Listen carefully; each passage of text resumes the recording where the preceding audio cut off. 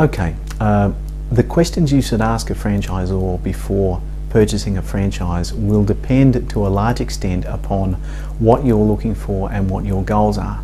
Some people go into a franchise just to be active and in the personal services franchises, the mowing franchises, this sort of thing. There's very little that you actually are looking to get. You'll probably get a client list, you'll get some support in terms of growing, but ultimately that's your own sweat that's going to make that franchise work. If you're looking at something that's bigger, or if your goal is perhaps to build a group, you're thinking you might want to have 2 or 3 territories and centralize it, then obviously your questions are going to be more sophisticated. The most important thing is to sit down and say, before you pick a franchise and start to get in depth in it, what do I actually want out of this? How many hours am I going to work? What is my role going to be?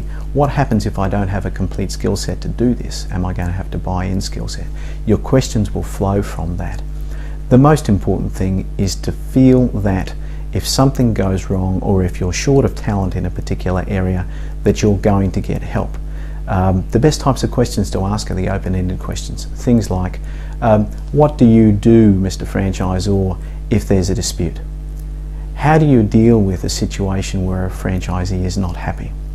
What happens if there is a dispute between me as a franchisee and my neighbouring territory franchisee? How do you deal with that? These days, with electronic ordering and electronic communication, there is a little bit of argy-bargy over territory borders, and some franchises indeed don't have territories anymore.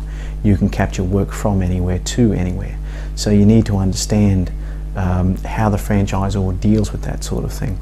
Don't just ask the franchisor, ask other franchisees, go and do some homework, actually go into the shop or the business that you're looking to buy, go into one and actually ask, be a customer, be a secret shopper.